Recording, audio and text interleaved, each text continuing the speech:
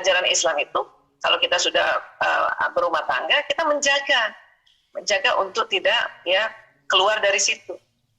Bisa jadi mungkin suami awalnya sudah menjaga, tapi punten ya perempuan-perempuan di luar sana barangkali yang jadi entah temannya kah, entah tim itu kadang-kadang ya yang memulai duluan.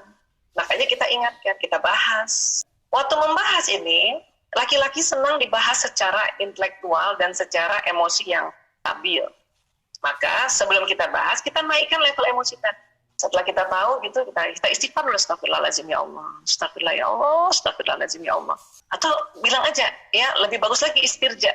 Jadi kalau istri-istri lihat suaminya chatting sama perempuan lain dan itu bukan muridnya, langsung innalillahi wa inna ilaihi raji'un. Itu lebih power lagi tuh. Berulang-ulang, jangan satu kali ya, innalillahi wa inna ilaihi raji'un, innalillahi wa inna ilaihi raji'un. Itu akan naik level emosi. Astagfirullahaladzim, la haula wa la quwata, itu saja. Dan diminta posisinya duduk. Katakan Nabi bersabda kalau kita marah berdiri, duduk.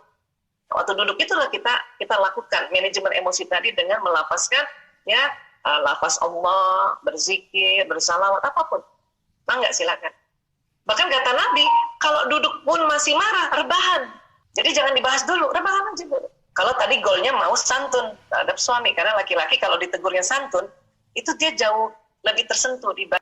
Bisa jadi jawabnya besok aja, dibahasnya besok, atau bahas minggu depan, boleh. Kalau ada problem antara suami istri, dan sedang marah banget, dilarang untuk dibahas saat itu. Lebih baik tidur dulu. Itu kata ya ahli-ahli pernikahan dunia sekarang. Dan itu sudah diajarkan oleh Rasul. Dan laki-laki senang kalau diajak bicara, satu, tentukan kapan, berapa lama mau diajak ngomong, dan membahas apa. Itu laki-laki suka. Ya, dan Bu Isa sudah coba itu, kalau mau bicara soal yang serius, bilang sama Ayah Toto, ya aku minta waktu ya besok jam 8 malam. Ya, kurang lebih ya setengah jam aja, 30 menit aja deh. Karena laki-laki nggak suka diajak ngomong panjang-panjang.